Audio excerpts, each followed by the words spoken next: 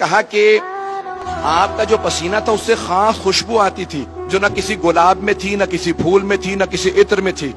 آپ کے پسینے سے خاص خوشبو آتی تھی. توجہ ہو، پسینے سے خاص خوشبو آتی تھی، جسم مطہر سے خاص خوشبو آتی تھی. ایسی خوشبو آتی تھی کہ جہاں سے آپ گزر جاتے تھے 1 سے 2 دن تک کافر و مشرک جب وہاں آتے تھے تو سونگ کے بتاتے تھے لگتا ہے محمد گزرے ہوں گے. تو دوسرا پوچھتا کیسے معلوم؟ کہ وہ جو خوشبو ان کے بدن سے آتی ہے نا وہ اس جگہ سے آ رہی ہے. اب سمجھ میں آیا یہ حدیث قصہ میں جب دونوں شہزادے گھر میں آتے ہیں تو جناب سیدہ سے کیوں کہتے ہیں انی اشم عندک رائحۃ طیبۃ کأنہا رائحۃ جد رسول اللہ. مادر گرامی آپ کے پاس سے ایسی خوشبو آ رہی ہے جیسے نانا کے بدن سے آتی ہے.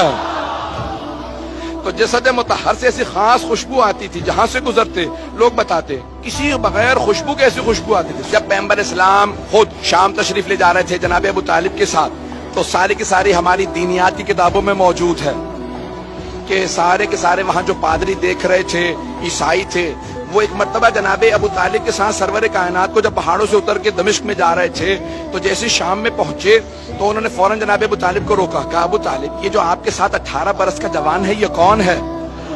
تو ان سب نے کہا یہ میرا بھتیجا. جناب ابو طالب نے ان سب سے کہا یہ میرا بھتیجا محمد مصطفیٰ ہے. تو کہا کہ ہم نے ان میں وہ صفات دیکھی ہیں جو ہماری انجیل میں پائی جاتی ہیں. تو جناب ابو طالب نے کہا تم بتاؤ تمہارے پاس کیا لکھا؟ کہا بھی ہم نے دیکھا جب یہ اتر رہے تھے نا تو درخت ان کے سامنے جھک رہے تھے. توجہ توجہ توجہ.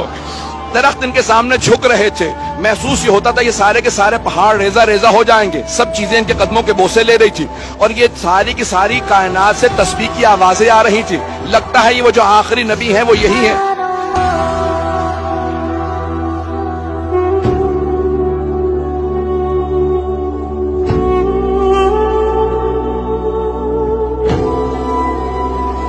سبحان اللہ والحمد للہ